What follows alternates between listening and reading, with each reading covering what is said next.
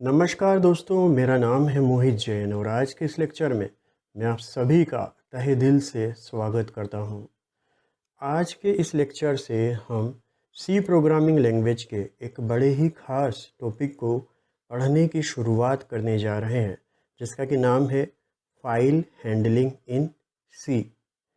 File handling क्या होता है, क्या इसके मायने हैं, क्यों ये इतना इम्पोर्टेंट है, इन सारी चीज़ों पर अभी हम कुछ ही देर में नज़र डालेंगे। तो पहले दोस्तों, जो स्क्रीन पर लिखी हुई कुछ चंद लाइनें हैं, इन्हें एक बार हम पढ़ लेते हैं और फिर इसके बाद फाइल हैंडलिंग की ज़रूरत को हम समझने की कोशिश करेंगे। File handling is a technique by which we can store the values of variable, arrays, structures etc. Of our program to a file in secondary memory of device permanently, so that we can access the saved data again whenever it is required। तो साथियों, इन कुछ चंद लाइनों का मतलब हम समझने की कोशिश करते हैं। फाइल हैंडलिंग एक ऐसी टेक्निक है जिसके ज़रिए हम हमारे प्रोग्राम के अंदर जो भी वेरिएबल्स होते हैं, एरेज होते हैं या स्ट्रक्चर के वेरिएबल्स होते हैं, इनकी वैल्यूज़ को परमानेंटली सेकेंडरी मेमोरी के अंदर सेव कर पाते हैं। साथियों, ये बात गौरतलब है कि जब भी हम किसी प्रोग्राम को एग्जीक्यूट करते हैं, जब भी कोई प्रोग्राम अंडर एग्जीक्यूशन होता है, तो प्रोग्राम का एग्जीक्यूशन इन द रैम होता है, मेन मेमोरी के अंदर होता है। यानी कि हमारे वेरिएबल्स को, एरेज को, स्ट्रक्चर्स को जो भी जगह मिलती है वो मेन मेमोरी के अंदर मिलती है। तो जब तक हमारा प्रोग्राम अंडर एग्जीक्यूशन रहता है, जब तक हमारे प्रोग्राम का एग्जीक्यूशन चल रहा होता है, उस दौरान जिन भी वैल्यूज़ से हम हमारे वेरिएबल्स को इनिशियलाइज करवाते हैं, तो वो वैल्यूज़ प्रोग्राम के एग्जीक्यूशन के दौरान तो बनी रहती है, पर जैसे ही प्रोग्राम का एग्जीक्यूशन ख़त्म होता है, प्रोग्राम के एग्जीक्यूशन के एंड होते ही इन वेरिएबल्स को जो मेमोरी अलोकेट होती है वो भी इनसे छीन जाती है। इन वेरिएबल्स की लाइफ भी ख़त्म हो जाती है और इन वेरिएबल्स के मेमोरी में ख़त्म होने के साथ साथ ही वो वैल्यूज़ भी चली जाती है जो वैल्यूज़ हमने इन वेरिएबल्स के अंदर स्टोर करवाई थी। यानी कि प्रोग्राम के एग्जीक्यूशन के एंड होने के बाद हम चाहकर भी इन वैल्यूज़ को फिर से एक्सेस नहीं कर पाते, इन वैल्यूज़ को हम चाहकर भी फिर से देख नहीं पाते। ऐसा क्यों होता है साथियों? क्योंकि ये वैल्यूज़ मेन मेमोरी के अंदर कुछ ही देर के लिए आती है, सिर्फ उतनी ही देर के लिए आती है जितनी देर के लिए हमारे प्रोग्राम का एग्जीक्यूशन चल रहा होता है। और जैसे ही प्रोग्राम का एग्जीक्यूशन ख़त्म होता है, ये वैल्यूज़ मेन मेमोरी में से भी गायब हो जाती है। तो कई बार दोस्तों ऐसा होता है कि अगर आप कोई प्रोजेक्ट बना रहे होते हैं या हो सकता है कोई आप प्रोग्राम बना रहे होते हैं, तो आपको ज़रूरत पड़ती है फिर से इन वैल्यूज़ को एक्सेस करने की, इन वैल्यूज़ को फिर से रीड करने की ज़रूरत पड़ती है। तो ऐसा हम कैसे कर सकते हैं? तो ऐसा करने के लिए दोस्तों हमें इन वैल्यूज़ को सेव करना होगा सेकेंडरी मेमोरी के अंदर, या कह लीजिए हमारे कंप्यूटर की हार्ड डिस्क के अंदर हमें इन्हें सेव करना होगा। अगर हम ऐसा कर लेते हैं तो ये वैल्यूज़ हो जाती है परमानेंटली सेव। मेन मेमोरी के अंदर जो भी वैल्यूज़ रखी होती है वो टेम्परेरी ही रखी होती है, प्रोग्राम के एग्जीक्यूशन के दौरान ही बस वो बनी रहती है, उसके बाद वहाँ से वो गायब हो जाती है, चली जाती है। पर अगर हम इन वैल्यूज़ को कहाँ सेव करने में सक्षम हो जाते हैं, सेकेंडरी मेमोरी में। अगर हम किसी तरह से इन वैल्यूज़ को सेकेंडरी मेमोरी तक पहुंचा देते हैं तो ये वहाँ परमानेंटली सेव हो जाती है और इन्हें हम बाद में ज़रूरत पड़ने पर फिर से एक्सेस भी कर पाते हैं। तो ये काम हम कर पाएंगे फाइल हैंडलिंग के ज़रिए। सी प्रोग्रामिंग लैंग्वेज का ये एक बेहद महत्वपूर्ण कॉन्सेप्ट है जिसे कहते हैं फाइल हैंडलिंग, जिसके ज़रिए हम हमारे प्रोग्राम में से वेरिएबल्स, एरेज, स्ट्रक्चर्स की वैल्यूज़ को उठाकर कहाँ सेव कर देंगे? सेकेंडरी मेमोरी के अंदर, किसी फाइल के अंदर। तो चलिए दोस्तों, अब हम एक प्रोग्राम के ज़रिए इस चीज़ को समझने की कोशिश करेंगे कि फ़ाइल हैंडलिंग हमारे लिए क्यों ज़रूरी हो जाती है। तो यहाँ मैंने कोड ब्लॉक्स की IDE को ओपन कर लिया है, जैसा कि आप लोग देख सकते हैं इस वक्त स्क्रीन पर। तो हम यहाँ से एक नया प्रोजेक्ट क्रिएट कर लेते हैं। फिर मैंने सेलेक्ट किया कंसोल एप्लीकेशन, फिर मैंने क्लिक किया गो पर, फिर नेक्स्ट। यहाँ से हमने सी लैंग्वेज को सेलेक्ट कर लिया। अब प्रोजेक्ट का टाइटल हम यहाँ पर एक कोई भी टाइटल दे देते हैं।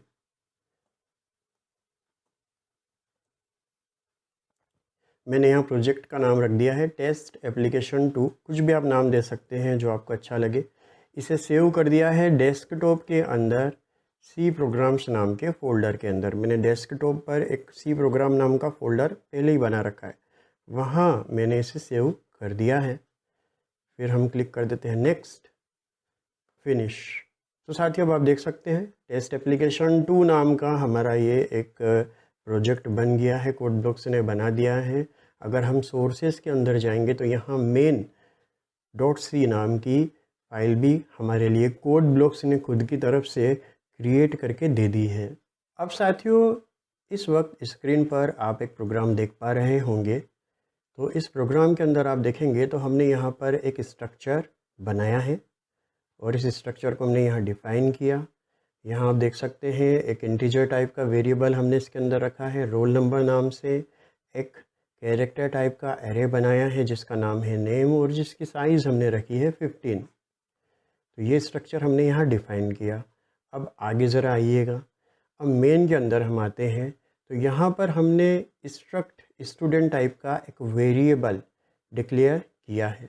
तो साथियों, यहाँ जैसे ही ये वाला इंस्ट्रक्शन एग्जीक्यूट होगा तो मेमोरी में एक एस नाम का वेरिएबल बन जाए, जिसके अंदर दो फील्ड्स होंगी, एक होगी रोल नंबर और एक होगा हमारा नेम नाम की फील्ड, जो कि एक एरे होगा कैरेक्टर टाइप का और जिसके अंदर 15 सेल्स होंगे। ठीक है, मैं सारे 15 सेल्स यहाँ ड्रॉ नहीं कर रहा क्योंकि इतनी स्क्रीन पर जगह नहीं है। आगे जाकर अभी हो और हम अच्छे से इस चीज़ को समझेंगे विथ डायग्राम, तो और अच्छे से ये चीज़ क्लियर हो जाएगी।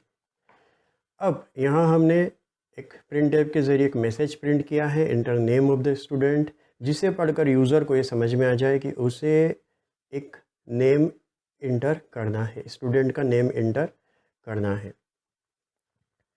फिर इस गेटेस के ज़रिए उस नेम को हम स्टोर करवा देंगे कहाँ पर? इस स्ट्रक्चर वेरिएबल एस की नेम फील्ड के अंदर। तो यहाँ से नाम कहाँ चला जाएगा? यहाँ चला जाएगा। ठीक है, फिर इसके बाद हमने रोल नंबर मांगा है, enter role number of the student, तो आउटपुट स्क्रीन पर प्रिंट हो जाएगा enter role number of student. इसके बाद एक इंटीजर वैल्यू यूज़र टाइप करेगा जो कि कहाँ स्टोर हो जाएगी? इस वेरिएबल एस की रोल नंबर नाम की फील्ड के अंदर। दोस्तों, अगर आपको स्ट्रक्चर को समझने में दिक्कत आ रही तो मेरी आपसे गुजारिश है कि आप हमारी सी प्रोग्रामिंग की प्लेलिस्ट में स्ट्रक्चर वाला टॉपिक एक बार फिर से पढ़ लीजिए। वहाँ पूरा डिटेल में हमने स्ट्रक्चर को डिस्कस किया है। तो यहाँ से रोल नंबर की वैल्यू इस एस नाम के स्ट्रक्चर वेरिएबल के अंदर रोल नंबर वाली जो फील्ड है इसमें जाकर स्टोर हो जाएगी। और फिर यहाँ से हमने नाम और रोल नंबर दोनों को फिर से प्रिंट करवा लिया है। तो इस प्रोग्राम को हम अब रन करके देखते हैं और देखते हैं कि किस प्रकार से इसमें इनपुट जा रहा है और किस प्रकार से हमें आउटपुट नज़र आ रहा है। तो साथियों, इस प्रोग्राम को हम कंपाइल कर लेते हैं, देख लेते हैं कहीं कोई एरर तो नहीं। तो कोई एरर नहीं है यहाँ पर। अब इसे हम रन कर लेते हैं। तो साथियों, अब आप देख सकते हैं आउटपुट स्क्रीन पर हमारे सामने एक मैसेज आ गया है, एंटर नेम ऑफ स्टूडेंट। तो हम यहाँ से स्टूडेंट का नेम इंसर्ट कर देते हैं। मैंने मान लीजिए नेम इंसर्ट कर दिया है मोहित। फिर मैंने एंटर प्रेस किया और जैसे ही मैंने एंटर की प्रेस की तो एंटर की प्रेस करते ही ये जो मोहित नाम की स्ट्रिंग है, ये स्ट्रिंग कहाँ जाकर स्टोर हो गई? हमारे स्ट्रक्चर वेरिएबल एस की नेम वाली फील्ड के अंदर। अभी हम इस चीज़ को और गहराई से समझ लेंगे। मेमोरी के अंदर हम देखेंगे कि किस तरह से ये सारी चीज़ें जा रही है और फाइल हैंडलिंग का फिर वहाँ से हम इम्पोर्टेंस और गहराई से समझने की कोशिश करेंगे। अब रोल नंबर ऑफ स्टूडेंट हमें इंटर करना है। मान लीजिए मैंने रोल नंबर इंटर कर दिया यहाँ से 10। अब फिर मैंने इंटर की, प्रेस की। अब साथियों देखिए, नेम ऑफ स्टूडेंट प्रिंट हो चुका है Mohit, roll number of the student print हो गया 10। मोहित जाकर स्टोर हो गया हमारे स्ट्रक्चर वेरिएबल एस के नेम नाम के एरे के अंदर, और roll number of the student जिसकी वैल्यू है 10, तो 10 जाकर स्टोर हो गया हमारे स्ट्रक्चर टाइप के वेरिएबल एस की रोल नंबर वाली फील्ड के अंदर। अब ये जो वैल्यूज़ हैं हमारे एरे नेम और इंटीजर टाइप के वेरिएबल रोल नंबर के अंदर जो जाकर स्टोर हुई है मोहित और 10, ये सिर्फ तब तक ही बनी रहेगी जब तक कि इस प्रोग्राम का एग्जीक्यूशन चल रहा है। जैसे ही इस प्रोग्राम का एग्जीक्यूशन बंद होगा, ये वैल्यूज़ भी मेमोरी से हो जाएंगी रफ़ा दफ़ा। मेन मेमोरी के अंदर से ये वैल्यूज़ अब चली गई।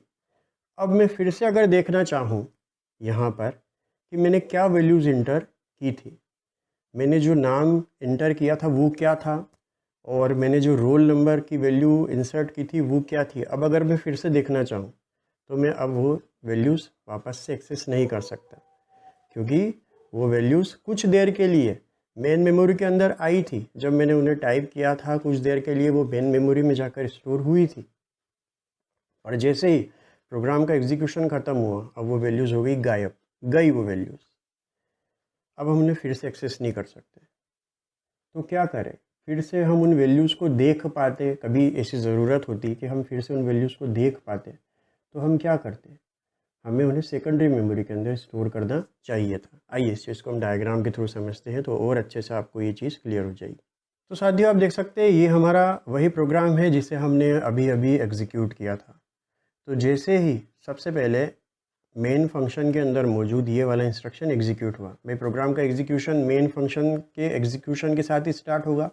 मेन फंक्शन को सबसे पहले कौन कॉल करता है? हमारे कंप्यूटर का ऑपरेटिंग सिस्टम। तो यहाँ से सबसे पहले ये वाला इंस्ट्रक्शन एग्जीक्यूट होगा। अब इस इंस्ट्रक्शन के एग्जीक्यूट होते ही मेमोरी के अंदर वेरिएबल एस का जन्म होगा। तो साथियों हम मान लेते हैं ये हमारी मेन मेमोरी है और ये हमारी सेकेंडरी मेमोरी है, या कह लीजिए सेकेंडरी स्टोरेज है, जिसे हम हमारे कंप्यूटर में हार्ड डिस्क भी कह दिया करते हैं। तो जैसे ही ये इंस्ट्रक्शन एग्जीक्यूट हुआ, इस इंस्ट्रक्शन के एग्जीक्यूट होते ही मेमोरी के अंदर एक पूरा का पूरा ब्लॉक बन गया। कितने बाइट का ये ब्लॉक बना है साथियों? तो ये ब्लॉक बना होगा, ज़रा कैलकुलेट करिए। इस वेरिएबल एस के लिए जो मेमोरी में ये ब्लॉक बना है ये कितने बाइट का बना होगा? तो आप अगर कैलकुलेट करेंगे तो इंटीजर की साइज़ यहाँ पर कितनी होगी? 4 बाइट, क्योंकि ये 32 बिट का कंपाइलर है हमारा। और यहाँ पर कैरेक्टर टाइप का ये एक एरे बनेगा, एक कैरेक्टर की साइज़ 1 बाइट, तो पूरे इस एरे की साइज़ कितनी होगी? 15 बाइट। तो स्ट्रक्चर वेरिएबल एस की मेमोरी में टोटल साइज़ कितनी होगी? 19 बाइट। ठीक है साथियों, तो कुछ इस तरह से मेमोरी के अंदर स्ट्रक्चर वेरिएबल एस को मेन मेमोरी के अंदर जगह मिल रही है। यहाँ पर दोस्तों इस डायग्राम को अगर आप ध्यान से देखेंगे तो सेकेंडरी स्टोरेज में जगह नहीं मिल रही है, मेन मेमोरी के अंदर जगह मिल रही है। तो कुछ इस तरह से वेरिएबल एस को मेमोरी में जगह मिली और इसके अंदर एक फील्ड बनी है रोल नंबर नाम की फील्ड, और एक फील्ड बनी है इसके अंदर नेम नाम की फील्ड। नेम की साइज़ है 15 बाइट, रोल नंबर की साइज़ है 4 बाइट, और टोटल साइज़ एस की है 19 बाइट। इसके कुछ एड्रेस भी होंगे, हम मान लेते हैं वेरिएबल एस का एड्रेस है 1000। तो क्योंकि ये 19 बाइट्स यहाँ पर ऑक्यूपाई कर रहा है, इसका मतलब ये 19 एड्रेसेस ऑक्यूपाई कर रहा है। तो कुछ इस तरह से हम मान लेते हैं एड्रेसेस इस वेरिएबल एस को एलोकेट हुए हैं। अब हम आगे चलते हैं। तो साथियों यहाँ पर अब जैसे ही इस इंस्ट्रक्शन का एग्जीक्यूशन हुआ तो आप समझ गए कि मेमोरी में कुछ इस तरह की घटनाएं घटी, और कौन सी मेमोरी में? मेन मेमोरी के अंदर। अब यहाँ से अगला इंस्ट्रक्शन ये वाला एग्जीक्यूट हुआ, जिससे कि आउटपुट स्क्रीन पर हमें मैसेज दिखता है एंटर नेम ऑफ स्टूडेंट। ठीक है, हैंड राइटिंग मेरी इतनी अच्छी यहाँ आ नहीं पा रही, पर आप लोग देख चुके हैं अभी एग्जीक्यूशन के दौरान। अब यहाँ से हमने नाम टाइप किया था मोहित, तो वो मोहित कहाँ जाकर स्टोर हुआ दोस्तों? इस स्ट्रक्चर वेरिएबल एस की नेम वाली फील्ड के अंदर, यानी कि यहाँ पर जाकर स्टोर हो गया मोहित।